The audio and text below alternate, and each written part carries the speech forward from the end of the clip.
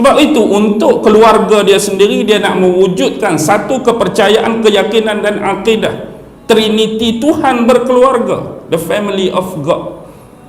Sebab tu selepas kematian Namrus, dia ada isteri yang nama Semiramis. Semiramis ni walaupun sebenarnya dia kahwin dengan Namrus, tapi bila Namrus meninggal, dia mendakwa bahawa dia ni mengandung bukan sebab hubungan badan dengan Namrus. Dia seolah-olah jadi macam wanita suci, Allah bagi anugerah mengandung sendiri, nak suruh nampak hebat. Dan sekali lahirlah anak dia Tammuz, atau disebut juga Tammuzi. Inilah Trinity pertama pada aliran zaman Namrud. Namrud, Semiramis, Tammuzi. Semiramis kita dah cerita, kenal dah semua kan. Perlambangan paling besar di kota New York tu, hadut pegang obor tu, Statue of Liberty, itulah simbol Semiramis.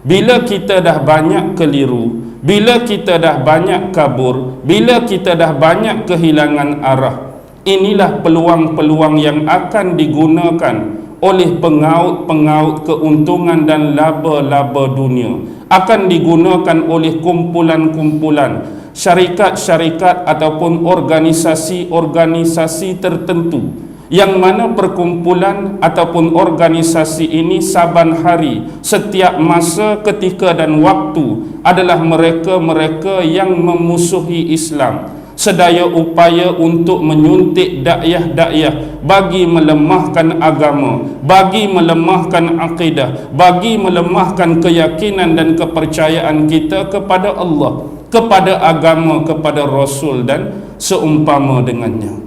Jadi ironi di sini yang paling pasti yang harus kita faham, fitnah ini akan dibuat dan dimunculkan bukan oleh manusia-manusia yang jahil. Fitnah ini akan dibuat dan dimunculkan oleh manusia-manusia yang bukan tidak berpengetahuan. Tetapi yang pasti fitnah ini akan dibuat oleh manusia-manusia yang tahu, manusia-manusia yang alim, manusia-manusia yang berpengetahuan, manusia-manusia berinformasi, manusia-manusia yang bermaklumat.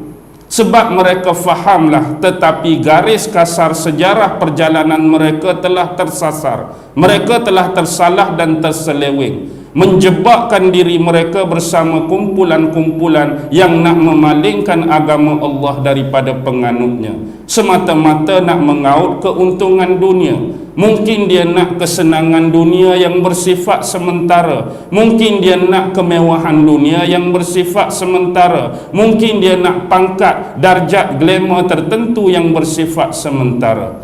Walaupun mereka benar-benar memahami bahawa ini adalah agama yang asli, agama yang tulen dan terbaik untuk umat seluruh dunia, tetapi kerana mereka mengambil satu peranan yang menjadi simbol dan lambang kepada Dajjal, mereka sanggup menutup sebelah mata mereka, melihat segala yang terseleweng sebagai biasa, melihat segala keburukan sebagai biasa, melihat segala kejahatan dan maksiat sebagai biasa, demi meraih keuntungan-keuntungan materialisme yang bersifat sementara tadi. Jadi kita perlu ingat, musuh utama yang akan datang bukan calang-calang manusia. Dia walaupun diberikan umur yang panjang oleh Allah, tetapi dia diberi ilmu dan teknologi yang cukup tinggi, yang mana ilmu-ilmu dan teknologi ini bakar membakar keyakinan-keyakinan dan akidah kita untuk berpaling daripada Allah, Rasul dan agamanya. Jadi bila kita faham di sini, Al-Kahfi memulakan bicaranya menceritakan sebuah kegemilangan, menceritakan sebuah keagungan. Tetapi kalau kita tidak pandai menjaga kegemilangan, kita tidak pandai menjaga keagungan, pasti dia akan jatuh, pasti dia akan rebah dan tersungkur.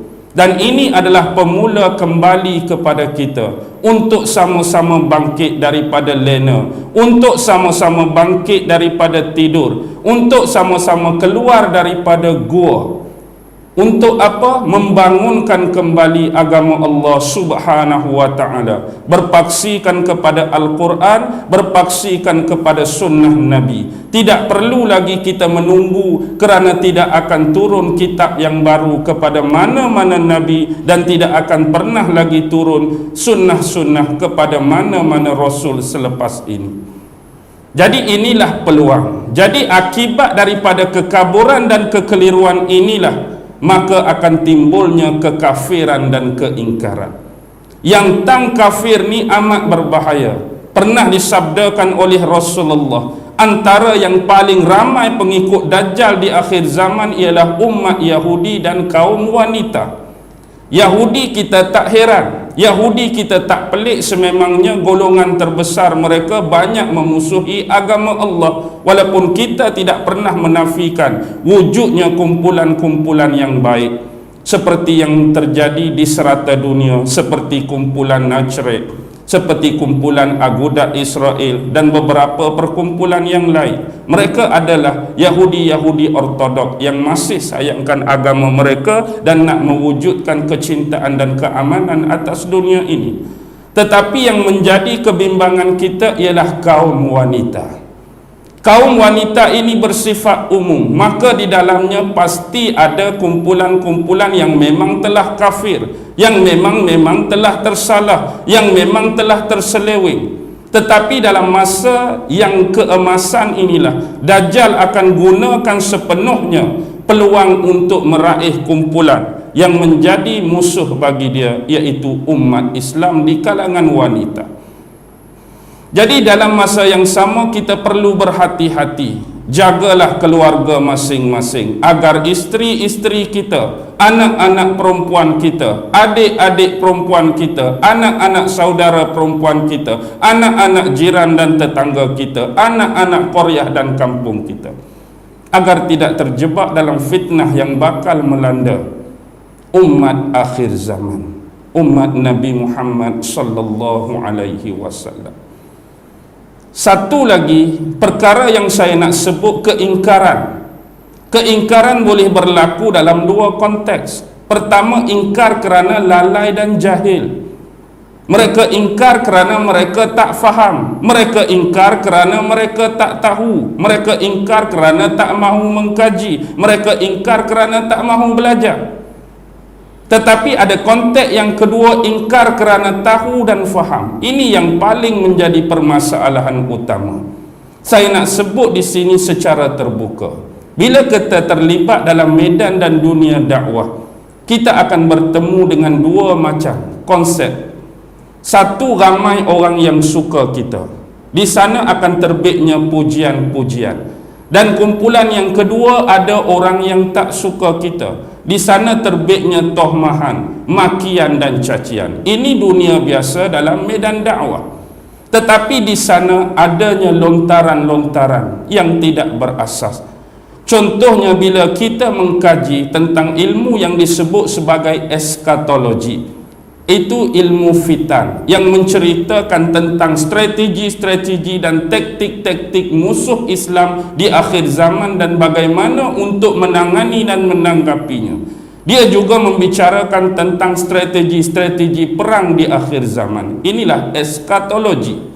Bila kita membicarakan ini, ramai di luar sana yang tohmah, ramai di luar sana yang lontarkan tuduhan yang tidak berasas. Ini semua adalah pentaksub, ini semua adalah paranoid, ini semua adalah ilmu yang tidak berguna, menyumbang kepada syubhah kepada masyarakat, menyumbang kepada ketakutan-ketakutan kepada masyarakat. Ilmu seperti ini tidak pernah diajarkan oleh Allah, tidak ada dalam Al-Quran dan Sunnah Rasulullah. Benarkah demikian? Dalam sebuah pertemuan, bila ditanyakan apakah resolusi yang terbaik untuk kita buat, dia jawab kembali berpegang kepada Al-Quran dan As-Sunnah. Jadi selama ini bila kita membahas dan membongkarkan ilmu tersebut, kita tak pernah meninggalkan Al-Quran pun. Dalam membongkar ilmu tersebut, kita tak pernah meninggalkan hadis Nabi pun. Dalam membongkar ilmu tersebut, kita tak pernah tinggal ilmu tauhid pun. Dalam membongkar ilmu tersebut, kita tak pernah meninggalkan fiqh dan ilmu-ilmu islamisasi yang lain pun. Sebab dasar dan pijakan kita ialah Al-Quran. Dasar dan pijakan kita ialah sunnah untuk membongkar event-event dan peristiwa yang pernah disarankan dan diberitakan oleh Rasulullah. Faham maksud pijakan? Pijakan tu maksud dasar dan sumber pengambilan. Jangan pula ambil kata pijak, nak suruh pijak Quran, pijak hadis, jadi tersilap pula. Hari ini kalau dia kata kita amal Quran, kita amal sunnah, kita akan selamat. Benarkah kita selamat? Kita ambil saja suasana yang membelenggu dan sistem yang memegang kita. Dari sudut ekonomi sahaja, yang pegang Quran dan sunnah sekalipun, adakah anda selamat daripada riba? Adakah anda selamat daripada loan? Adakah anda selamat daripada interest? Adakah anda selamat daripada pernah termakan makanan-makanan syubhah yang tidak diketahui halal dan haramnya, yang tidak diketahui sahih dan benarnya? Kita tidak akan pernah terselamat selagi sistem ini memegang kita. Memang kita dah guna Quran, memang kita dah guna sunnah. Bila mereka tuduh paranoid, bila mereka tuduh taksub, bila mereka tuduh syubhah, dalam masa yang pertama, mereka boleh pula menerima bahawa MH370 jatuh di lautan Hindi. Dia kata kita paranoid, mereka boleh terima pula bahawa vaksin tu boleh mencegah kanser dan penyakit-penyakit. Dalam masa yang sama mereka tuduh kita paranoid, mereka percaya pula ubat gigi atau Florida dalam ubat gigi tu boleh menghilangkan kaviti-kaviti dan perkara-perkara yang seumpama dengannya. Mereka boleh pula percaya Iran itu musuh Israel dan perkara-perkara yang berlarutan berpanjangan yang tak perlu saya senaraikan di sini. Apa yang menyebabkan kita jadi demikian? Anti-climax. Anti-climax kepada orang-orang yang tidak sealiran dengan kita. Ini yang menjadi masalah sebenar dalam dunia dan medan ilmiah, ceramah dan pengkuliahan. Kenapa jadi demikian? Kita akan sebutkan satu persatu. Cuba bayangkan di luar sana, berapa ramai ustaz yang kita ada, berapa ramai penceramah yang kita ada, berapa ramai pengkuliah yang kita ada. Tetapi kebiasaannya setiap ustaz, pengkuliah dan penceramah akan bergerak secara sendirian. Antara kelemahan kita sekarang, kita tidak pernah ada penyatuan dalam bab rumusan. Kita tidak ada pernah penyatuan dalam bab rumusan. Apa yang saya nak maksudkan ialah, bila kita bercerita tentang eskatologi, ustaz ini dengan idea dia, ustaz ini dengan ilmu dia, tiba-tiba malam esok datang ustaz yang lain dengan ilmu dan idea dia. Jadi di sinilah pendengar-pendengar akan terperangkap. Semalam ustaz ni baca ayat ni juga tapi cerita lagu ni. Malam ni ustaz ni datang ayat ni juga cerita lagu lain. Jadi orang dah mula kabur dan keliru. Hak mana hak betul ini? Hak mana hak benar ni? Kenapa jadi demikian? Sebab kita tak memahami satu benda. Inilah yang Al-Quran sarankan awal-awal lagi, Iqra' bismi rabbikal ladzi khalaq. Penyatuan antara teks dan konteks tidak selari. Apa dia teks, apa dia konteks? Sebab hari ini kita perlu memahami setiap pendakwah, penceramah dan pengkuliah, mereka mempunyai latar belakang hidup yang berbeza. Mereka mempunyai tahap pengajian dan pendidikan yang berbeza. Mereka mempunyai guru-guru yang berbeza. Mereka mempunyai murid-murid yang berbeza. Mereka mempunyai ilmu-ilmu yang berbeza. Mereka mempunyai pengetahuan-pengetahuan yang berbeza. Mereka mempunyai kepakaran-kepakaran yang berbeza. Mereka mempunyai kelebihan-kelebihan yang berbeza. Jadi disebabkan perbezaan itulah ilmu di antara seseorang dengan seseorang yang lain tidak akan pernah sama.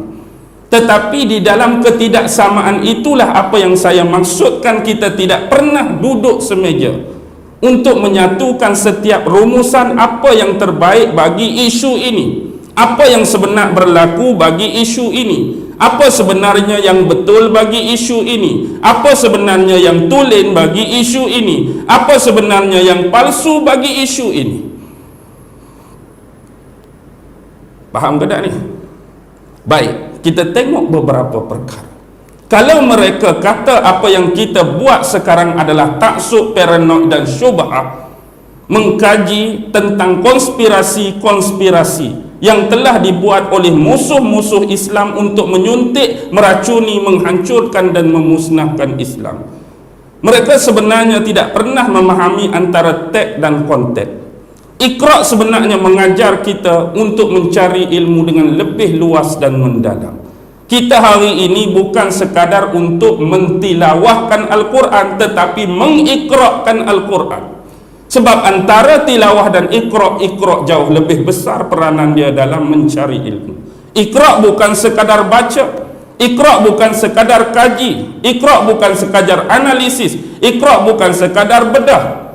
Malah dia lebih luas dari sudut tilawah Al-Quran semata-mata.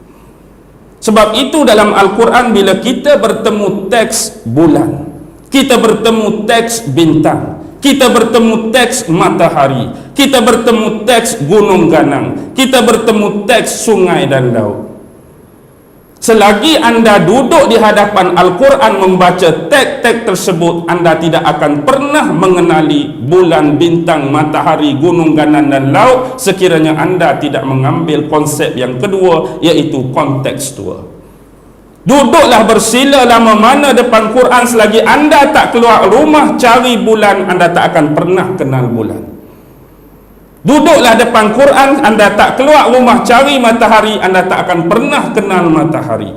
Duduklah depan Quran, kalau sebut laut dan sungai, anda tak pernah keluar rumah cari dan kenal laut dan sungai, anda tak akan pernah faham. Jadi inilah yang disebut antara teks dan konteks yang tidak selari. Kadang-kadang ada di kalangan kita baca ayat Quran, baca sunnah, tetapi konteks yang dia bawa jauh daripada senario sebenar yang berlaku di luar sana. Sebab dia mengambil teks semata-mata, gabung dengan ilmu dia tanpa konteks yang disebut sebagai pengalaman. Sebab pengalaman semakin banyak kita berjalan, semakin banyak kita berhijrah, semakin banyak kita menjelajah, melihat dan mengukur alam semesta Allah, ilmu kita akan makin luas terbentang. Inilah yang membezakan seseorang dengan seseorang yang lain.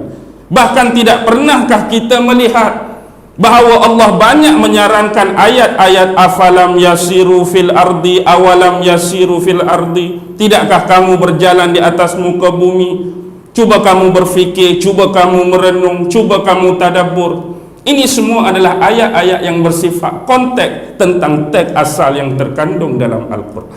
Bila kita memahami suasana dan senario sebenar, bila kita nak mengeluarkan ilmu, hujah dan pendapat selari antara teks dan konteks, inilah yang lebih banyak penerimaan daripada orang-orang ramai dan awam. Sekarang kita tengok, benarkah dalam Al-Quran tidak ada apa yang dinamakan eskatologi? Ambil dua saja Nabi yang bakal kita cetuskan sebagaimana fitnah yang cuba dimunculkan oleh Dajjal. Kalau kita tengok dalam Al-Quran, sekurang-kurangnya ada 3 makhluk Allah yang bernama manusia yang pernah cuba mengaku, mengklaim dan dakwa diri dia sebagai Tuhan. Pertama ialah zaman Nabi Ibrahim alaihissalam. Siapa raja masa tu? Namrus bin Kan'an. Namrus bin Kan'an. Namrus ni orang yang hebat, orang yang berilmu, orang yang pintar dan berpengetahuan. Namruslah mula-mula orang yang pakar dalam bidang architecture. Namrud pakar dalam bidang seni bina. Namrus juga pakar dalam bidang ilmu palmistri. Tahu palmistri apa? Palmistri ialah ilmu astrologi yang mencakupi dalam bidang horoskop. Horoskop tu yang kita belajar tentang 12 bintang itulah, yang ada Sagittarius, Capricorn, Leo, Gemini tu. Siapa pemula dia? Namrus lagi. Sebab bagi Namrus, dia nak bentangkan satu aliran keyakinan tentang bahawa ada satu Tuhan di luar sana. Yang Tuhan yang cipta kita tu, biar dia buat kerja dia, jangan campur tangan dengan urusan makhluk yang bernama manusia di bumi. Bagi kami di bumi, biar kami sendiri yang urus urusan kami. Tidak ada hubungan antara pencipta dengan yang dicipta. Tidak ada hubungan antara khalik dengan makhluk. Sebab itu dia mencipta palmistri, horoskop untuk meramal nasib. Padahal dalam Islam kita dah ditegaskan tentang keyakinan dan kepercayaan kepada qada dan qadar. Tapi hari ni kita ramal sendiri nasib kita. Contoh sagi tauruh, kalau hari ni berapa hari bulan, jadi demikian-demikian. Padahal takdir dah ditentukan. Kita pun duk baca lah, hari ni kalau berniaga tak laku mana, tak payah berniaga. Kita pun kadang-kadang terjerat dan termakan. Baca pula kalau bulan ni jadi lagu ni, minggu ni jadi lagu ni. Dia dah buat siap-siap untuk meramal nasib dan masa depan. Tapi dalam masa yang sama, pada zaman dia, pada zaman pengaruh dia, Allah dah bangkitkan seorang Nabi dan Rasul yang nama Ibrahim alaihissalam. Jadi Ibrahim ini kita tengok apa yang Allah nak ajar kita kaitan dengan eskatologi. Lihat bagaimana Ibrahim membesar. Ibrahim membesar dalam keluarga ayah dia Azar ini adalah seorang pembuat patung berhala. Kita kata, ya Allah, kalau boleh elokkanlah sikit salah silah keluarga Nabi Ibrahim. Biar bapak dia tu imam ke tu lebay ke, dia ni Nabi. Itu perkiraan kita, tetapi perkiraan Allah lebih jauh. Dia nak Nabi Ibrahim membesar dalam keadaan konteks, membaca alam semesta, membaca persekitaran dengan lebih luas, sesuai dengan tugas besar dan mencabar sebagai Nabi dan Rasul. Bapak seorang pembuat patung berhala daripada kayu, daripada pokok, daripada batu-batu. Tak cukup dengan itu, bila selesai dibuat, dia minta Nabi Ibrahim pergi tolong jual. Nabi dan Rasul yang akan dibangkitkan Allah jual patung-patung berhala. Tetapi inilah paparan, senario, inilah konteks yang Allah nak. Jadi dalam masa yang sama Nabi Ibrahim membesar dalam suasana ini.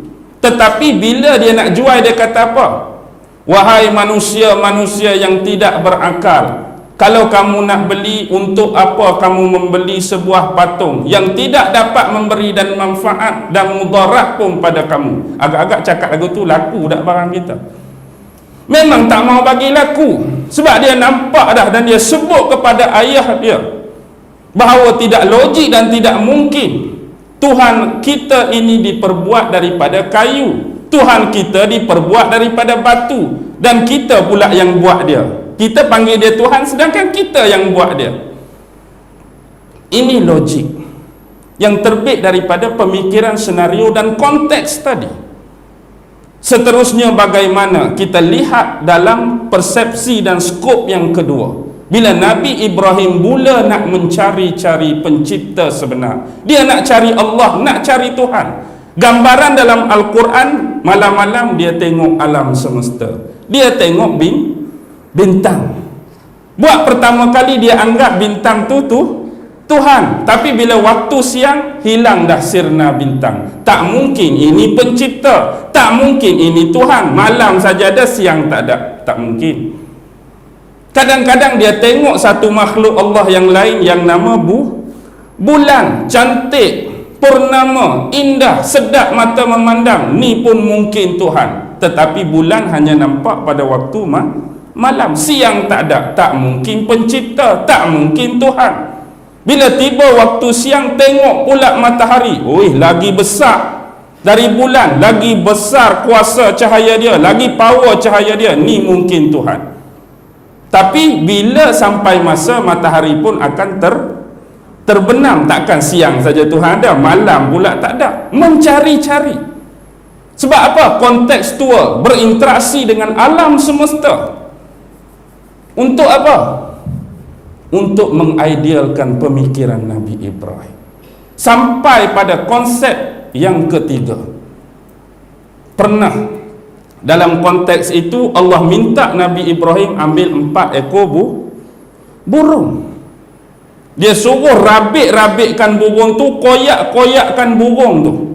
Contoh kita kata burung ada 4 ekor, daripada sekok-sekok ni kerak kepala, kerak betih, kerak kaki, kerak tubuh, gaul sekali 4 tadi. Tetapi lepas gaul tu kamu ambil berasingan, buat macam 4 tompokan. Tapi bila tompok ambil ikut dan tu, kadang-kadang kaki hak sepatut 2 ekor masuk 3 kaki, ni masuk 4 kepala ikut dan, letak pada tempat yang berasing. Tiba-tiba kuasa daripada Allah, burung tu jadi lagu mana? Hidup balik. Di sinilah mengajar dia bahawa ada suatu kuasa yang lebih power, yang lebih agung, yang bersifat menghidupkan dan mematikan. Daripada percontohan tadi lagi menambahkan keyakinan Nabi Ibrahim bahawa apa yang dilihat dan ditemui sebelum ini adalah bersifat makhluk, tidak sama seperti yang menghidupkan burung-burung tadi. Sampai satu konsep lagi, dia nak buat satu benda yang cukup berbahaya dan boleh memakan nyawa dia, iaitu apa? Waktu hari keramaian. Memang menjadi tradisi di kota Babylon pada waktu tersebut, mereka akan merayakan satu keraian dan keramaian yang gilang gemilang pada setiap tahun. Tiba-tiba orang ajak dia, Nabi Ibrahim berbohong. Nabi Ibrahim bohong, kata dia kurang sihat, dia sakit perut. Jadi orang tinggal dia. Bila tinggal dia, semua tinggalkan, tinggal dia seorang. Dia pi tempat patung-patung berhala tu, dia buat apa? Dia cantah, tinggallah sekok hak paling besar. Dia letak kapak atau alat yang dia cantah tadi di tangan hak paling besar. Jadi ni ilmu logik tentang nak meyakinkan seseorang tentang keimanan kepada pencipta yang lebih tinggi daripada apa yang dihadapi sekarang. Bila diusul periksa, tahulah bahawa orang hak tak ikut keramaian malam tu satu-satunya ialah Ibrahim. Jadi orang serang dia, orang pegang dia. Dia kata, siapa yang buat semua-semua ni? Mana aku tahu. Dah kamu kata benda ni Tuhan, tanyalah Tuhan hak seorang tu, hak pegang kapak tu. Kok dia yang buat. Lagilah orang nak marah. Padahal kalau kita tengok apa yang tersirat sebenarnya, Namrus dia nak mengaku dia jadi Tuhan, betul. Logik di sini apa yang tak logik. Bila kita nak mengaku jadi Tuhan, perlu lagi kepada patung-patung sembahan, bang. Perlu lagi kepada berhala-berhala dalam wilayah kita. Sedangkan kita nak mengaku Tuhan, patutnya benda tu tak ada lah.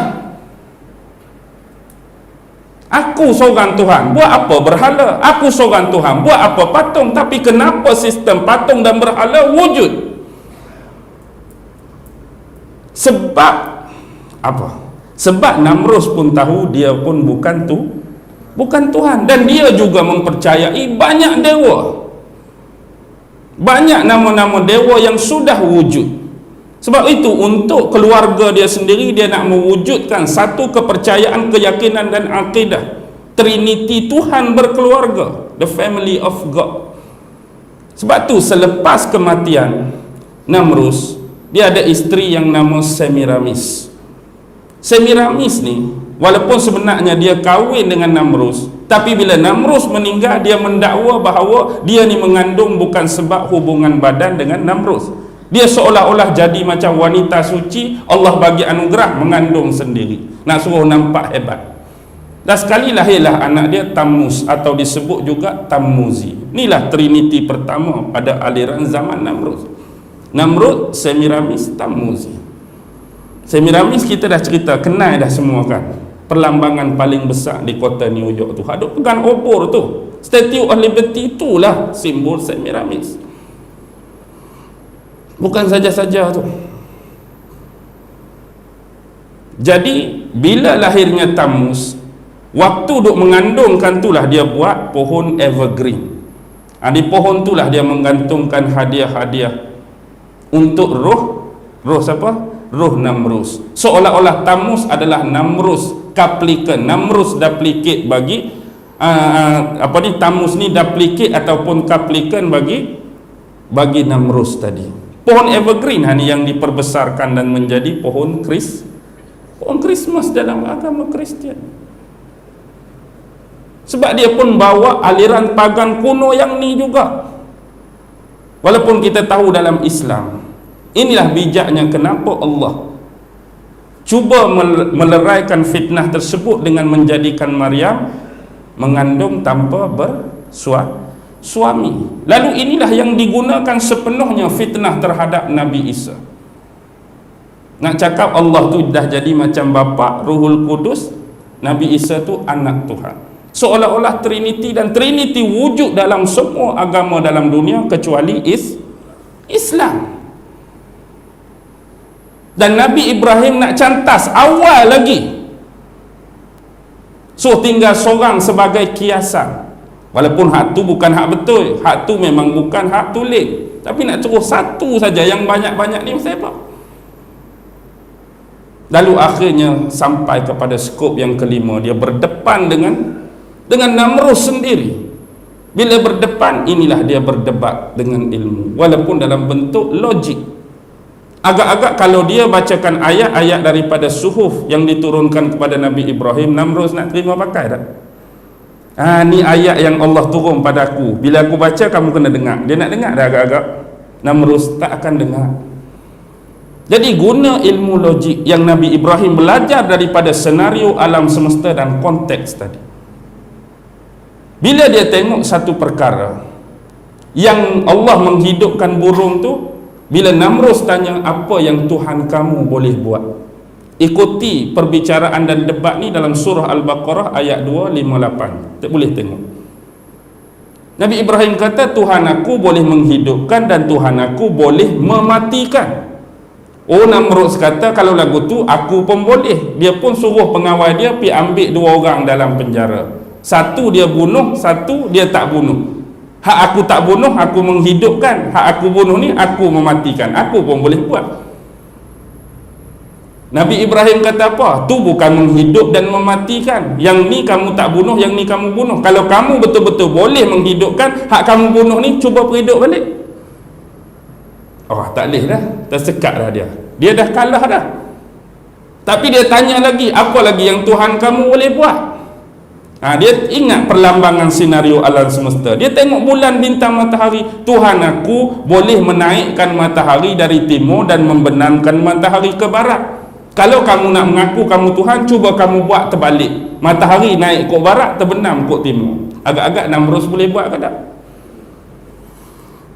Dua kali soalan KO dah Namrus. Terpinga-pinga, kelu 1000 bahasa. Tak boleh nak buat apa. Dia tahu dia salah. Dia tahu dia kalah. Dia tahu Nabi Ibrahim benar, tetapi inilah yang akan anda rasa bila anda menjadi penentang dan ancaman kepada kefahaman ini. Nasib yang bakal diterima oleh Ibrahim apa?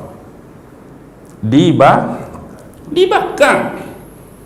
Bukan kata, oh hang benang bagi pingat, hang benang bagi anugerah, hang penang dipuji melambung. No way. Anda lawan dia, anda akan diancam. Anda lawan dia, anda akan dibunuh. Anda lawan dia, anda akan terima apa yang diterima oleh nabi-nabi dan pesuruh. Ada riwayat yang menyebut dalam beberapa buah kitab tafsir, sebelum dibakar dibuat satu manjanik yang besar, yang mana dalam kitab tafsir menyebut bahawa manjanik itu dibuat daripada seorang pemuda daripada wilayah Aqra yang bernama Haizan. Dikatakan Haizan ialah pencipta pertama kepada manjanik.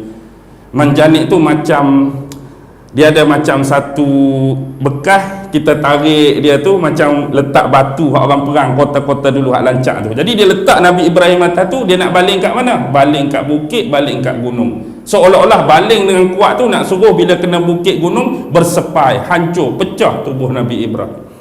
Tapi bila dimanjanikkan oleh pengawal-pengawal Namrus, apa jadi? Mati ke tak mati? Tak mati, selamat. Tak cukup dengan tu, dibakar.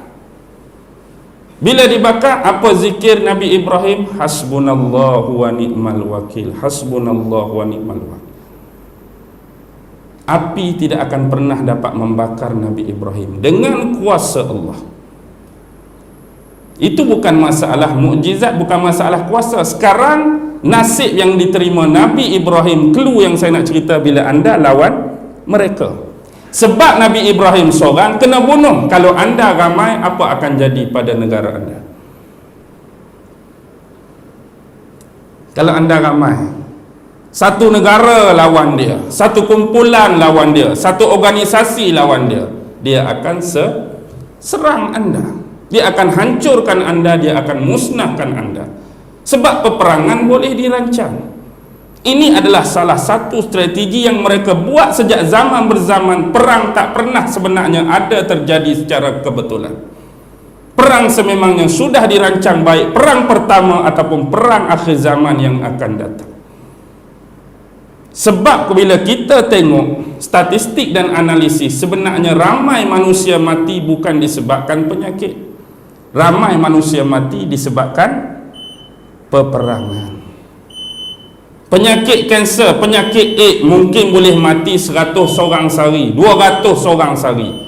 Tapi untuk jangka masa 10 saat saja, sebiji bom atom jatuh, berapa orang perlu mati? 10 saat saja mungkin 10,000 mati. 10 saat saja mungkin beratus-ratus ribu boleh mati. Tapi inilah agenda paling besar dan sistem ini yang mengikat anda. Kita hanya nampak perang, tetapi mereka melaksanakan perang untuk apa? Bila terjadi peperangan, otomatik di antara negara yang berperang, masing-masing nak mempertahankan negara dan tanah air. Sedangkan kita adalah negara-negara yang mundur. Negara-negara bukan penjana, negara-negara bukan pencipta. Bila kita nak mempertahankan diri kita, perlukan senjata. Bila kita bukan negara pencipta dan pengeluar, kena beli senjata. Sedangkan negara kita mundur, tak membangun. Jadi nak beli senjata, kena hutang duit. Berhutanglah dengan hang. Siapa yang akan bagi? Band of Rothschild. Tetapi hang ingat, hutang pun kalau 1 juta bukan bayar 1 juta. Ada loan, ada bunga, ada interest. Bila lagi besar hutang kita, lagi besar loan. Kita pun buat beli senjata. Menang kalah dalam peperangan soal kedua. Menang ke kalah, perang dah berhenti. Otomatik bila perang, negara hang cantik ke, makmur ke, hancur lebur. Hancur lebur. Tadi berhutang nak beli senjata, hari ni berhutang nak membangunkan negara pula. Nak buat bangunan, nak buat masjid, nak buat infrastruktur, nak buat logistik tu, tempat ni, hutang lagi. Bila hutang lagi, bunga lagi bertambah. Cukup 1 peperangan, 2 peperangan, loan tadi, riba tadi mengekang sampai berjuta-juta keturunan. Sampai hari ini pun mungkin ada negara tak habis lagi bayar hutang sebab loan peperangan. Dia dah kawal awal-awal. Kita cuba lawan, cuba bangkit, loan tak habis lagi tu, takkan nak lawan dah. Interest tak habis bayar lagi. Nak buat apa? Faham ke tak ni? Inilah sebenar yang berlaku, senario sebenar. Okey, kita tengok grup yang kedua. Seorang lagi hak nak mengaku jadi Tuhan. Hak ni berlaku zaman Nabi Musa, Fir'aun. Bila sebut Fir'aun, Fir'aun ni banyak. Zaman dinasti Fir'aun pun banyak. Awal dinasti Hulu, dinasti Hilir. Semua ada 39 dinasti Fir'aun. Satu dinasti tu kadang-kadang berbelah Fir'aun. Tapi Fir'aun yang dimaksudkan ialah Ramses II. Sama saja. Akal kita tak mampu nak fikir dalam keadaan Yukabat. Siapa Yukabat? Mak Nabi Musa. Mak Nabi Musa. Fir'aun dah war-war melalui ahli sihir dia, peramal dia, bahawa akan lahir seorang anak lelaki yang akan menggoyah kekuatan kerajaan dia. Lalu dia perintahkan supaya semua hak mengandung melahirkan anak lelaki dibunuh. Semua wanita-wanita Bani Israel itu bimbang, risau, takut anak dia terkena, termasuk Yukabat, ibu Nabi Musa. Tapi Nabi Musa terselamat, dijaga sampai umur 3 bulan. Tapi takut bahaya yang makin mencengkam, Allah pula suruh letak dalam sebuah peti, hanyutkan ke sungai. Tak boleh nak fikir dah. Kuang-kuang letak tepi masjid tu rasa selamat. Ni lah anak aku tak selamat, nak suruh letak dalam sungai. Bahan buaya ke ikan tu lagi bahaya patutnya. Patut letak tepi masjid, rumah anak yatim ke, sure selamat. Lagi pening kita nak fikir. Tapi itulah perjalanan Nabi Musa. Mak dia suruh kakak dia tu menyusuri tepi-tepi denai Nak tengok ke mana benda ni berhenti, ke mana benda ni berakhir. Last sekali tak masuk akal lagi, singgah di kolam istana Fir'aun. Allah, tempat tu hak paling takut, manusia duduk dalam tu paling takut, situ pula dia berhenti. Jadi Allah nak Nabi Musa sendiri membesar dalam istana Fir'aun. Tengok konteks tu Allah nak suruh Nabi Musa faham siapa bapa angkat dia, apa peranan dia, apa sifat dia, apa peribadi dia, apa personality dia, dia akan tahu. Dan ni kadang-kadang orang di luar kota tu tak boleh buat apa, karuk, maruk, dia tak ada pun dalam istana tu. Bila dia berbicara, hak ni lah tag lari daripada konteks tu. Keluar orang istana, hang cakap tak betul itu, aku duduk dalam istana, aku tahulah hang cakap merapu, hang tak pernah masuk pun. Jadi Nabi Musa dah diberi pendedahan ini, dia membesar. Jadi sampai konteks pertama duduk dengan Fir'aun, berlakulah penghijrahan. Afalam yasiru, yang Allah suruh. Bila dia tersilap pergi tertumbuk salah seorang bangsa Kipti. Bangsa Kipti, bangsa bapa angkat dia Fir'aun, Nabi Musa, Bani Israel. Bila ada seorang lelaki Bani Israel dengan Kipti bergaduh, Nabi Musa nak pergi tolong. Bila nak pergi tolong, nak tolong bangsa dia Bani Israel, dia pergi tumbuk bangsa Kipti, bangsa bapa angkat dia, mati kawan tu. Sebab takut atas nasihat seorang tua, dia melarikan diri ke negeri Madian, negeri Nabi Syuaib. Tengok, Allah dah jauhkan dia daripada Fir'aun, nak tarbiyah. Di negeri Madian hampir 8 ke 10 tahun dia ditugaskan mengembala binatang ternakan Nabi Syuaib. Ini tarbiyah Allah. Bila kita duduk di tempat kita, kita dah dapat pendedahan. Bila pergi negeri orang, dapat lagi budaya, dapat lagi ilmu, dapat lagi pengetahuan. Nak suruh berkembang kita punya intelektual dan pemikiran.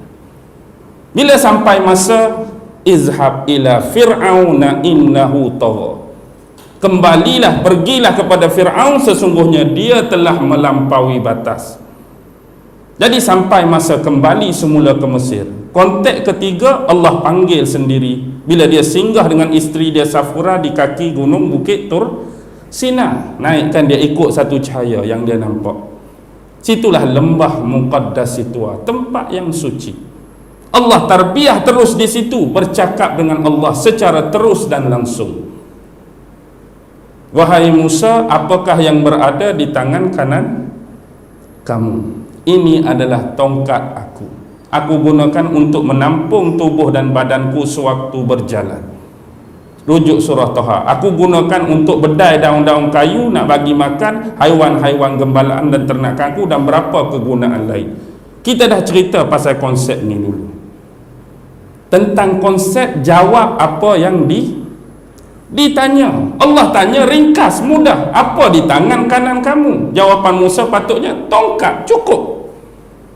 Ni dia pergi cerita apa? Oh, tongkat. Lepas tu aku guna buat ni, aku guna buat ni, aku guna buat ni. Dah jadi kebiasaan. Orang akan cerita lebih daripada apa yang ditanya. Saya dah sebut contoh dulu kan. Ustaz beli jam baru ke? Sepatutnya cukuplah. Baru beli jam baru, berhenti. Oh, ni dia duk cerita specification jam pula. Oh, jam ni tak ada kat Malaysia. Jam ni hanya ada di Singapura. Harga dia bukan murah, mahal. Kalau menyelam boleh beberapa ratus meter dalam dia. Kalau hentak kat batu tak jadi. Soalan dia, baru beli jam baru, dia cerita 45 minit baru habis. Betul lah ada cerita spek jam tu, tapi cukup jawab apa yang ditanya. Tu sifat manusia. Dan yang kedua ialah letakkan tangan kamu dalam poket kamu, bila keluar dia jadi cahaya yang bersinar. Nampak tak? Sebab zaman Fir'aun zaman ahli sihir, maka mukjizat perlu untuk menentang benda tu. Itulah persediaan yang Allah nak bagi, benda yang sama. Sebab tu tak turun lagi Taurat pada Nabi Musa. Turun Taurat Nabi Musa selepas hijrah pembelahan Laut Merah di Bukit Tur Sina juga. Lepas nyemerang nak pergi Palestin tu baru turun Taurat. Agak-agak kalau Allah suruh bacakan ayat Taurat, Fir'aun nak dengar tak? Bismillahirrahmanirrahim. Fir'aun tak mau dengar. Hari ni pun kita pergi baca dekat musuh-musuh Islam, dia tak mau pakai. Walaupun dia tahu Quran tu betul. Fir'aun tahu ayat Allah tu betul. Jadi cara nak lawan dia, ahli sihir guna mukjizat yang hampir sipi-sipi dengan dia. Jadi selesai di situ. 3 benda dah kan. Duduk dalam istana Fir'aun, duduk pengalaman dengan Nabi Syuaib, Allah tarbiyah di situ. Satu benda lagi terlekat. Sebab sifat Nabi Musa ni bila dia bercakap gagap. Jadi dia minta siapa dia? Abang dia Nabi Harun membantu dia. Sebab Nabi Harun ni antara kehebatan dia fasih dan petah berkata-kata. Jadi aku takut aku tersilap cakap gagap, takut kalah pula. Jadi minta abang aku Nabi Harun backup. Jadi dia belajar kepetahan dan kefasihan dengan Nabi Harun. Kena belajar juga, jangan main-main. Tapi sebelum dia berhadapan dengan Fir'aun, apa yang berlaku? Pernah kan Fir'aun minta Haman buat satu bangunan yang tinggi. Tujuan apa? Dia nak naik atas bangunan yang tinggi tu, dia ambil panah dengan busur, dia panah ke atas. Tiba-tiba takdir Allah, panah dia tu sipi terkena seekor burung. Burung tu tak tahu jatuh ke mana, tapi yang jatuh anak panah yang dilumuri darah. Apa klaim dan dakwaan Fir'aun? Aku dah bunuh Tuhan Nabi Musa. Aku dah bunuh Tuhan Nabi Musa. Hebat tak? Aku dah bunuh Tuhan Nabi Musa. Jadi lepas ni kalau dia nak mari berlawan ke, nak mari bersihir ke, nak mari berdebat, dia tak ada tumpangan dah. Allah dia, Tuhan dia, aku dah bunuh. Dia nak menyedapkan hati dia, padahal dia tahu pun bukan. Jadi bila sampai masa yang ditentukan, ahli sihir Fir'aun lempak tali. Tali tu bertukar jadi ular. Jadi Musa nak guna dah Allah tarbiyah, lempak dia punya apa? Lempak dia punya tongkat jadi ular juga, tapi lebih besar dan makan semua ular tadi. Bila ahli sihir Fir'aun tengok, dia dah tahu mengikut urutan disiplin ilmu magic dan sihir. Sesuatu sihir yang dibuat cuma untuk mengelabui dan hipnotis mata. Dia tak mampu nak beri mudarat dan manfaat. Tiba-tiba ular Nabi Musa boleh makan ular hak tali tadi. Ni bukan lagi sihir. Ni sememangnya mukjizat. Sebab tu mereka boleh terus beriman. Kami beriman kepada Tuhan Nabi Musa. Sebab dia tahu hak Musa bukan sihir. Jadi apa bahana yang diterima oleh penyihir Fir'aun? Tahanan tanpa bicara, tak boleh nak buat apa. Masuk ayat sihir lah. Selepas kalah, Nabi Musa pun diugut bunuh, dipenjarakan macam-macam, kena terus. Padahal dia memang tewas, dia kalah, tak boleh nak buat apa dah. Tapi itulah ancaman ugutan yang akan anda kena bila anda lawan mereka. Akhirnya sampai masa yang ditentukan, Allah minta Nabi Musa bawa Bani Israel keluar. Tak boleh duduk dah di sini. Kalau tidak hampir duduk bumi Mesir. Jadi keluar. Bila keluar tu Fir'aun tahu, Fir'aun kejak dengan tentera dia semata-mata nak bunuh Nabi Musa. Tak puas hati juga. Kalau kata nak keluar, keluarlah. Serabut dah aku duk main dakwah, duk main ceramah kat sini. Hang keluar lega sikit dah. Dendam masih dalam, nak buru Nabi Musa. Akhirnya apa jadi? Terjadi pembenahan Laut Merah dan Fir'aun tenggelam dalam Laut Merah. Masa itulah dia ucap satu benda berlawanan dengan apa yang dia buat. Sekarang baru aku beriman dan percaya kepada Tuhan Nabi Musa dan Bani Israel. Patut tak perlu keluar, tak perlu cakap lah baru sebelum ni hang dah bunuh Tuhan, hang kan dah panah Tuhan. Pasal apa lagi nak ucap aku beriman dan percaya kepada Tuhan Musa, baru sak-sak hang bunuh Tuhan. Sebab dia tahu hak dia buat tu bukan tipu. Hak ni baru dia betul-betul percaya. Tapi Allah terima tak? Sorry. Perlu diberi satu pemahaman di sini, bahawa manusia-manusia yang Allah gambarkan nak mengaku jadi Tuhan tak akan pernah disentuh oleh sesiapa, walaupun Nabi dan Rasul. Namrus, adakah dia dibunuh di tangan Nabi Ibrahim? Allah tak bagi sentuh Namrus, kecuali makhluk dia hak paling hina, cuma seekor nyamuk saja. Fir'aun bukan mati disentuh oleh Nabi Musa, cuma makhluk dia yang nama laut. Cuma kesilapan perkiraan dua orang ni ialah mereka nak bunuh Nabi dan Rasul. Ini adalah kesilapan, dan Dajjal dapat kesan isu ni. Dengan membunuh Nabi, bunuh Rasul dan pesuruh Allah, tidak akan pernah mematikan agama ni. Hang bunuh Nabi Ibrahim, Allah akan ganti dengan Nabi lain. Hang bunuh Nabi Musa, Allah akan ganti dengan Nabi lain. Tetapi Dajjal dia tak buat demikian. Dajjal cuma dia mengambil sikap merosakkan agama. Hak ni lagi berbaloi untuk dia. Hari ni kalau ada orang bunuh saya, akan ada pengganti tak? Pengganti tetap ada. Orang berceramah tetap ada, tak berhenti. Tapi kalau rosakkan agama, memang hak tu lagi berbaloi.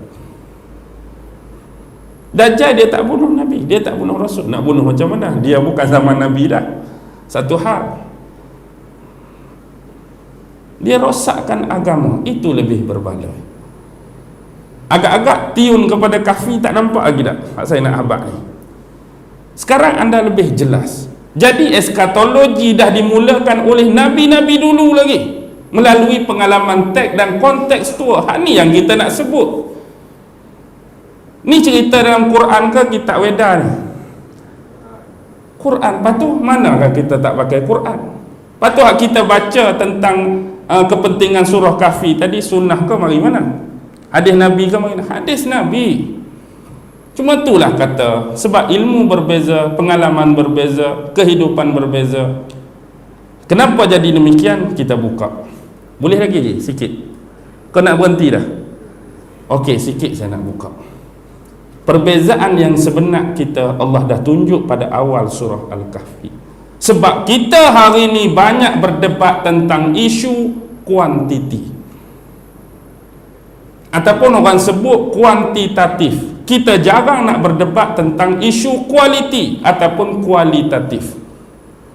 Yang kita jadi masalah hari ini, banyak bergaduh, banyak khilaf, banyak silap faham sebab kita melibatkan isu kadar. Kita banyak sebut pasal kuantiti. Apa kuantiti? Pasal jumlah. Apa kuantiti? Pasal angka. Apa kuantiti? Pasal nama orang. Apa kuantiti? Pasal nama tempat. Apa kuantiti? Pasal nama binatang. Apa kuantiti? Pada kadar-kadar tertentu. Tetapi yang Allah nak ialah kualiti di sebalik kisah dan penceritaan tu. Itu jarang kita nak ambil. Sebab tu dalam Quran awal-awal lagi Allah dah sebut, ada orang yang beranggapan Ashabul Kahfi ni 3 orang sekali dengan anjing dia. Mari hak lain 5 orang, 6 orang sekali dengan anjing dia. Mari hak lain 7 orang, 8 sekali dengan anjing. Tengok, Allah dah ajak kita. Kita bergaduh pasal isu kuantiti. Dan Allah tak terang pun hak mana hak betul. Cuma dia cakap mari orang tu jumlah ni, mari orang tu jumlah ni, mari orang tu jumlah ni. Kita duk bergaduh pasal kadar. Lepas tu pasal nama orang, nama tempat, duk bergaduh juga. Ashabul Kahfi ni mana? Zaman Raja Zalim di Kianusun. Tempat dia di mana? Afsusun. Bila Afsusun ni dah dimasuki oleh tentera Islam, dia jadi Torsusun. Akhir sekali Torsusun duduk Sungai Ra, kampung tersusun. Lepas tu khilaf nama lagi. Contoh, saya baca kitab, kita ambil sepakat hak 7 orang, tapi belum tentu lagi. Tamlikha, Muslinia, Mukaslinia, Marnusun, Dabarnusun, Tozayusun, Kafas Tozayusun. Ni hak saya baca dalam kitab ni. Mari orang lain tu salah. Hak ustaz sebut tu tak betul. Hak kitab betul ni hak saya baca. Tamlikha, Maksamina, Duk bergaduh hak nama saja. Allah cerita tak nama-nama daripada Al-Quran? Tak. Penting ke tak? Tak penting. Penting hang beriman dan percaya cerita tu. Bagaimana mereka menjaga akidah. Ni hari ni duk bergaduh pasal nama saja. Kitab laku lagi betul. Ulama ni lagi tepat. Ulama ni lagi saya. Duk bergaduh hak tu. Bukan cukup sekadar tu, tempat gua tu pun duk khilaf lagi. Hak betul di mana? Di Jordan. Aku pi Syria pun ada juga. Aku pi di Antioquia, sempadan Turki ada juga. 3 lah ni. Hak Jordan betul sebab bukti-bukti dia lagu ni. Aku pun bukan tak ada bukti. Aku pun bukan tak ada bukti. Sudah. Ke sudah. Lepas-lepas 3-3 pun tak ada, hak lain pula tempat betul. Sebab kita berprasangka dan agak-agak saja. Bukti dia sebab apa? Sebab semua pengkuliah, semua penceramah, semua penghujah tidak pernah ada pada zaman dan waktu tu. Saya ada tak pasal cerita Ashabul Kahfi tu? Saya boleh tentukan confirm 7 orang, boleh tentukan ni nama betul dia? Dah. Sebab yang sampai kepada kita tali menari secara pewarisan ilmu, dari mulut ke mulut, dari kitab ke kitab. tetapi kesahihan dan kebetulan masih belum pasti.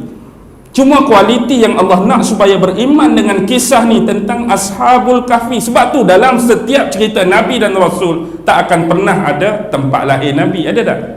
Dan Quran cerita tempat lahir Nabi, berapa hari bulan, tahun berapa, tak penting. Tapi bila kita tahu contoh melalui pengkajian sejarah dan sirah Nabi ni, tu adalah kredit, tu adalah penambahbaikan untuk kita. Kita tahu tu.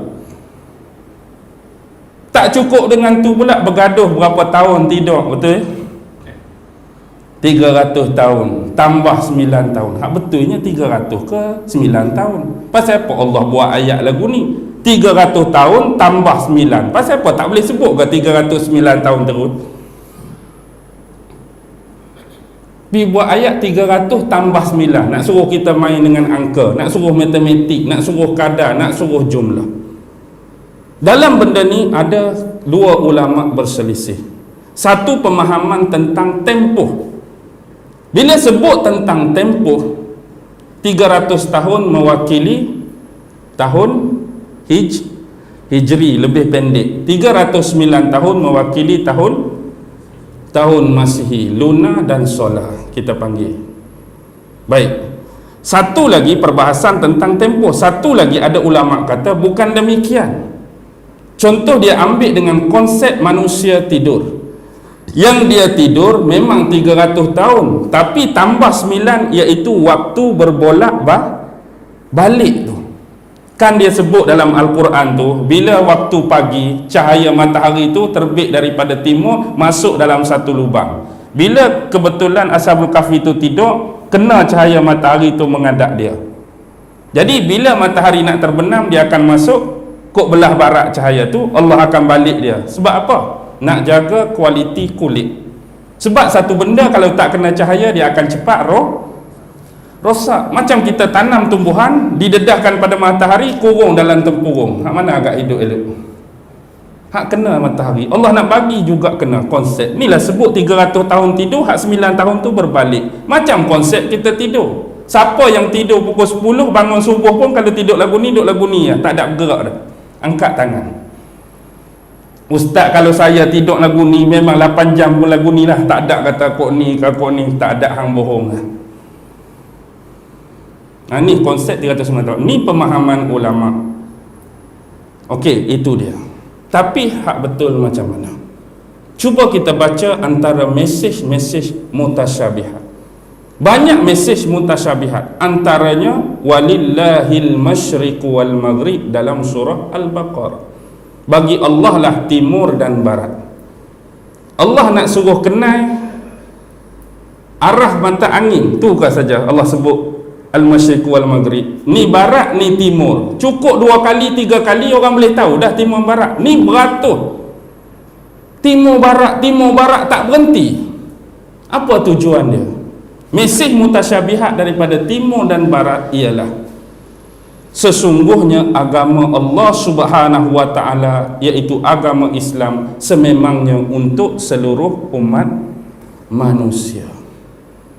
Agama Islam yang Allah bawa melalui Nabi dan Rasul untuk semua umat manusia, tak kira di mana mereka berada, timur, barat, utara, selatan. Dan agama ini mampu dibangkitkan dan ditransformasikan oleh sesiapa pun dan di mana jua tempatnya. Agama ini bukan milik orang Arab. Sampai tak boleh orang lain nak ceramah kecuali orang Arab. Sampai tak ada boleh orang lain nak bangunkan agama ni Arab. Lagu tu kah? Habis agak-agak nak bayar penceramah Arab tiap-tiap malam je, macam mana ni? Sebab orang Melayu tak boleh ceramah. Agama ni orang Arab je. Mampus je. Agama ni untuk seluruh manusia, siapa-siapa pun boleh bangkit dan bangunkan dia di mana tempat sekalipun. Ini mesej mutasyabihat al-masyriq wal maghrib. Begitu juga perbatasan siang dan malam. Al-lail wan nahar, an-nahar wal lail. Banyak kali Allah sebut, takkan sebut 2 kali tak faham lagi siang, tak faham lagi malam. Tapi condition yang sebenar, kalau ikut ilmu geologi dan persempadanan geografi, kita tak akan pernah sama dari sudut siang dan malam. Yang kita boleh ambil pengajaran cuma satu benda. Kita boleh tahu bila bermulanya siang, cuma kita boleh tahu bila bermulanya malam. Tetapi condition mesej mutasyabihat ialah tentang malam dan siang. Apa dia mesej mutasyabihat? Tentang cerah dan gelapnya kefahaman dan pelaksanaan agama ni dalam diri kita. Tentang jatuh bangunnya agama ini. Mesej awal Ashabul Kahfi cukup jelas. Bila agama ni pada awal, pada puncak kegemilangan dan keagungan, sampai masa akan berlaku siang dan malam, dia akan jatuh dan bangun. Dulu dia pernah hebat, dia pernah agung, dia pernah gemilang, dan sekarang sedang jatuh, lena dan tertidur, diguakan. Sampai masa kita umat akhir zaman untuk bangkit dan sedar daripada lena dan membangunkan kembali agama. Selalunya setiap kegemilangan, bila dia rebah, bila dia jatuh, bila dia tersungkur, dia akan mengambil masa separuh untuk lena dan tidur. Contoh, kita ambillah perkiraan 1 Masihi itu sebagai tarikh lahir Nabi Isa sebagai contoh. Nabi Muhammad lahir berapa Masihi? 20 April 571. 571 kita genapkan jadi 600. Antara Musa dengan Nabi Muhammad 600 Masihi. Otomatik bila dia naik gemilang zaman Nabi Isa dan awal pengikut dia akan jatuh. Sebab nak naik pemimpin baru, Rasul baru, Nabi baru Muhammad. Bila dia jatuh, dia akan makan separuh masa untuk naik Nabi Muhammad. Bila 600 tahun, berapa lama dia tidur? Separuh dia akan tertidur. Dari 600, berapa tahun agak-agak dia akan tertidur? Berapa ratus bang? 300. Tak nampak lagi mesej tadi? Tak nampak lagi? Surah Kahfi kata dia tidur berapa tahun tadi? Tak nampak lah. Walaupun sebenarnya Ashabul Kahfi lebih awal sebelum kemunculan Nabi Isa. Dia dulu pada Nabi Isa. Bila dia bangun tu, zaman Nabi Isa pun dah lepas, Nabi Isa pun dah wafat. Bila dia masuk dalam bandar, tengok la ilaha illallah wa Isa ruhullah, bendera-bendera hitam pada zaman tu dah bertukar semua dah. Maksudnya kalau kita hari ini berbeza dengan Rasulullah berapa tahun, kita ambil 1400, 1500 lah senang. Maksudnya dia akan berlalu zaman kegemilangan dia 750 tahun yang pertama. 750 tahun sampai hari ini dia akan okey. Nabi beranak 571 dan dia meninggal 600 berapa? 600 berapa Masihi? 32 ke? Okeylah kita ambil macam ni. Letak 600 tambah 700 setengah, dia jadi berapa? 1350. Tu memang zaman kegemilangan. Lepas pada zaman tu Baghdad dah jatuh, dinasti Islam dah jatuh satu demi satu. Baghdad 1502, kerajaan Melaka 1511. Tengok dah start dah. Sriwijaya jatuh, Majapahit jatuh, kerajaan Andalusia jatuh, Ayubiyah jatuh, Mongol jatuh. Dia start jatuh-jatuh. Turki Osmaniyah jatuh 1924. Jatuh-jatuh, duk tidur, duk lena. Bila pula akan bangkit? Hujung-hujung ni lah.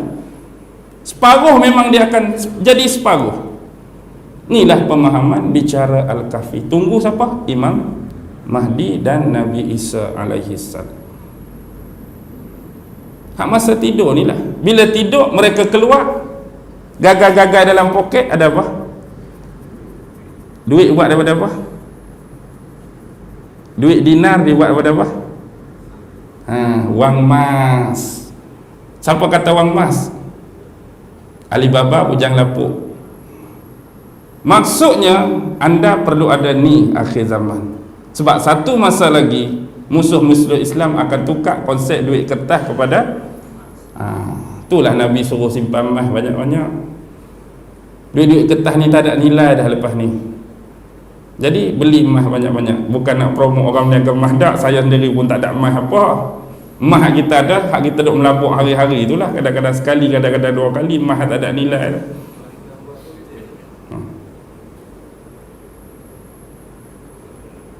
Ada setengah ulama dia bagi kiasan. Ada 2 dinar. Dinar tu hak Nabi tinggal lah. Apa Nabi tinggal? Quran dengan sunnah. Tapi diguakan. Orang tak mau ambil tahu pasal Quran, tak mau ambil tahu pasal sunnah. Bila dijaja dan diwar-warkan di pasar, laku tak duit ni? Mah dinar, tapi tak laku. Tak laku sebab zaman berbeza. Zaman berbeza. Zaman Nabi Muhammad, pemahaman sahabat tentang Quran jelas. Bila cerita orang terima. Kita hari ni banyak mengaruk dah. Banyak mengaruk tu yang jadi haru biru tu. Tak boleh pakai. Nak pakai anda kena canai balik, bentuk balik. Mah ni boleh dicanai. Anda canai balik, bentuk menjadi mata wang zaman tersebut, zaman terkini. Lah ni anda nak cerita pasal Quran dan sunnah, jangan lagi bersikap statik, tradisional dan klasikal. Syah dan maka bermula ayat pun lagu tu, orang jadi apa? Orang jadi mengantuk lah. Jadi rilis yang terkini, jangan tinggal yang klasik, tapi pembawakan kita sesuai dengan konteks. Sebab kita belajar teks dengan konteks tak sama. Kita belajar dengan konteks, kita dah bawa konteks zaman klasik. Budak-budak muda lah ni hip hop, budak-budak muda lah ni Pokemon Go. Kita duk cerita tentang hak lama, habis dah. Faham tak maksud saya? Jangan tinggal klasik, tapi bawa yang terkini. Nak bahas lagi bab kuantiti, tak ada kualiti. Hak nak faham jatuh bangunnya agama ni, tidur dan lenanya agama ni. Hak tu sebab saya sebut tentang jumlah, tentang nama tu kredit penambahbaikan, tetapi dia bukan sasaran Al-Quran. Sasaran Al-Quran beriman, akidah apa yang Nabi ni bawa, nak jaga iman, tu paling penting. Bergaduh pasal jumlah, bergaduh pasal nama, bergaduh pasal gua, tak berhenti sampai bila-bila.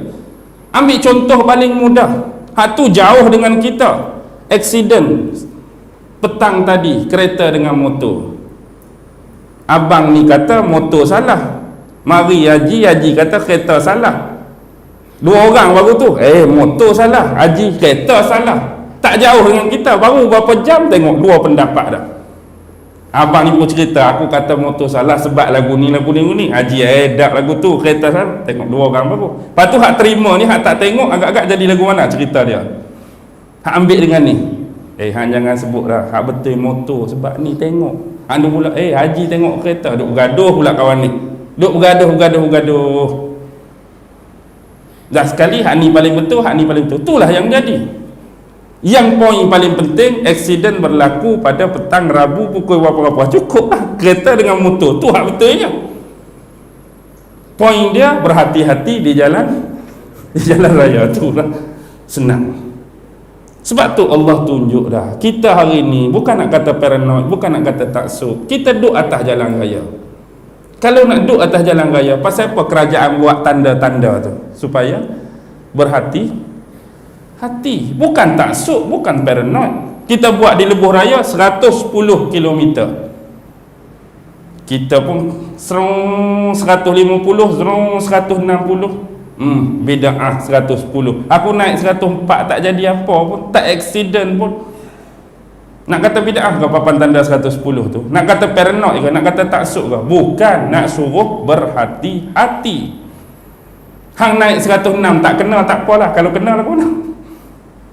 Kalau kena, papan tanda ada dah 110, awak lah aku pergi naik 104. Kalau naik 80 pun baru dah hang nak. Beringat, orang duk sebut ni tuduh macam-macam, orang duk cerita tuduh macam-macam. Nak suruh beringat je. Lampu isyarat simpang 4 merah, tak ada kereta kiri kanan, tak ada kereta depan. Pasal apa duduk situ? Bodoh tak? Jalan lah. Bukan kata taksub dengan lampu, tapi berhati-hati, berjaga-jaga, masoleh. Benda boleh datang. Kadang-kadang kita tengok kau ni tak ada, tengok kau ni tak ada, kita tak tengok dah kau ni. Sebab kita tengok tak ada, dia popi bergedegang, mari.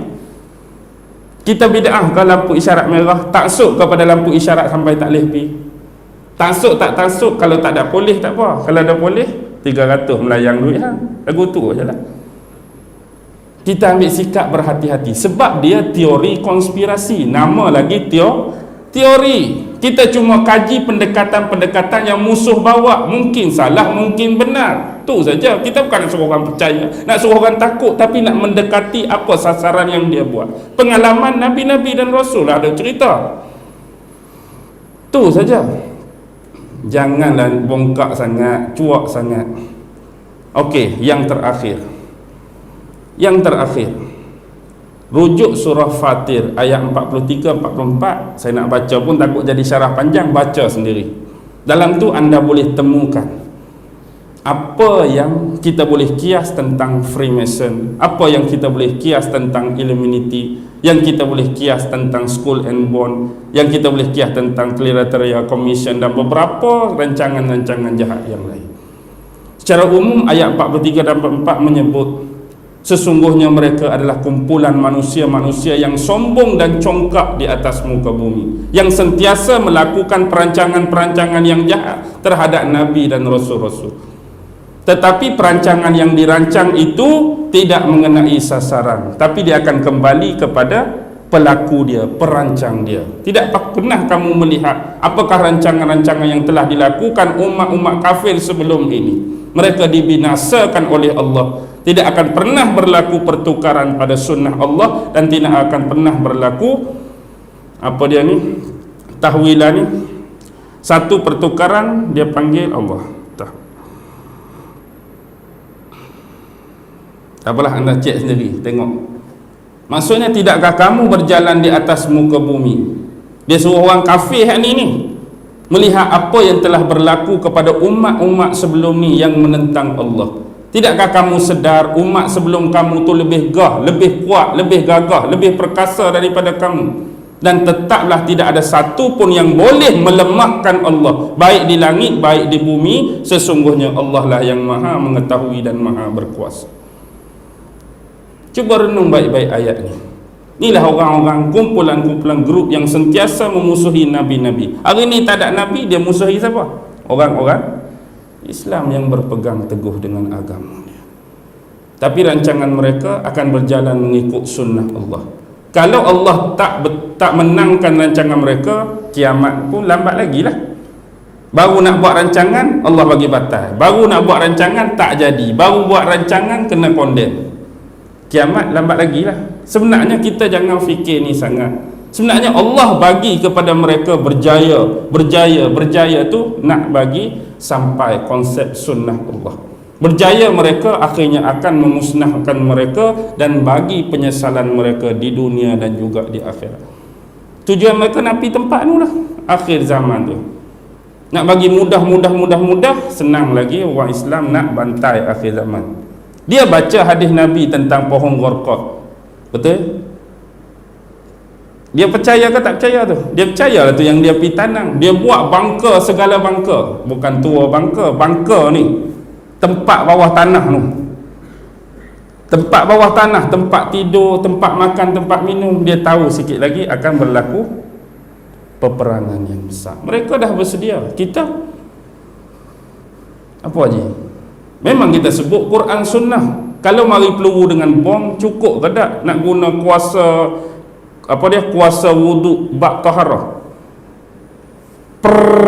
Kuasa wuduk bak taharah boleh tahan peluru, tak apa.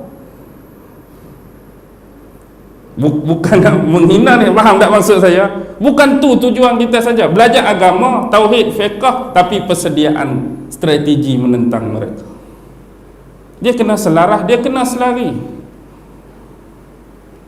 Inilah yang jadi payah ni. Sebab teknologi dia duk pegang, kita duk Quran lah, sunnah lah. Tapi sampai bila?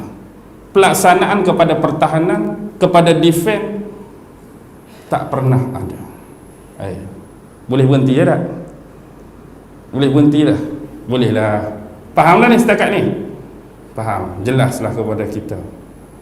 Sambungan dia banyak lagi ni je. Sambungan dia banyak lagi. InsyaAllah kita sambung. Ni baru intro baru. Wabillahi taufiq wal hidayah. Wassalamualaikum warahmatullahi wabarakatuh.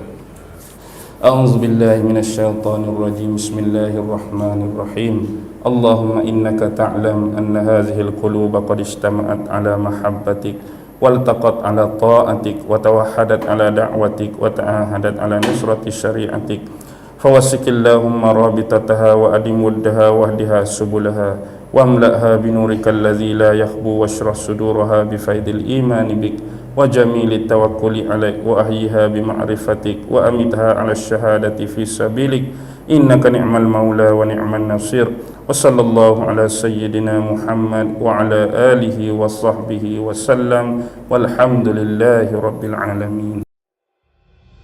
Jika hatimu tersentuh hari ini, itu bukan kerana kami, tapi karena Allah yang membolak-balikkan hati kamu. Sampai jumpa di video yang akan datang. Teruslah belajar, teruslah berubah menjadi lebih baik. Jaga iman, jaga hati, dan jangan lupa doakan kami. Jangan lupa like, share, dan subscribe agar semakin banyak yang akan mendapat manfaatnya. Wassalamualaikum warahmatullahi wabarakatuh.